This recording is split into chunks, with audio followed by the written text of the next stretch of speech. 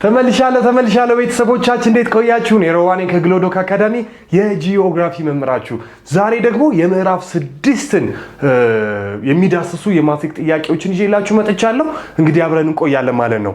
ኦኬ ሶ የምዕራፍ 6 እንግዲህ ስለ ሂውማን ናቹራል ኢንቫይሮንመንት ኢንተራክሽን ወይም በሰዎችና በከባቢያችን ወይም ደግሞ በኢንቫይሮንመንት መካከል ያለውን መስተጋብር የሚዳስስ ምዕራፍ ነው። እዚህ ምዕራፍ ላይ የሚያጠነጥን አንድ ጥያቄ ነው ያገኘነው የማትሪክ ጥያቄ።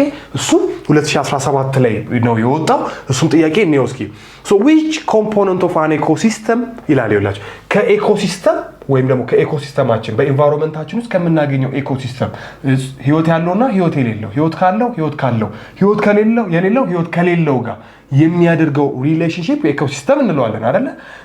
ከኢኮሲስተም ኮምፖነንት አካላት መካከል አንደኛው የትኛው ነው? እጽዋትንና እንስሳትን ወይም የነሱን ሪሜን ወይም ደግሞ የነሱን ቅሪት ወደ ብስባሽነት የሚቀይረው በአፈር ውስጥ ነው።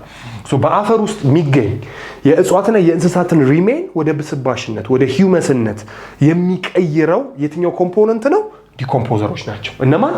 ማይክሮ ኦርጋኒዝምስ ማለት ነው። ስለዚህ ማይክሮ ኦርጋኒዝምስ በኢኮሲስተም ውስጥ ያሉ አንድ ኮምፖነንት ናቸው። በአፈር ውስጥ ይገኛሉ።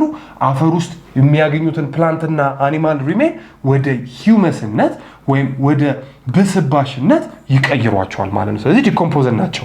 ኦምኒቨርስ የምንላቸው እጽዋትም እንስሳትም የሚመገቡ እንስሳዎች ናቸው። የእንስሳት አይነቶች ናቸው። ሄርቢቨርስ እጽዋትን የሚመገቡ እንስሳዎች ናቸው። ፕሮዲውሰር ደግሞ አምራች ብለን የምንጠራቸው ወይም ደግሞ ፕሮዲውሰር ፕላንቶች ናቸው። ግሪን ፕላንቶች ናቸው።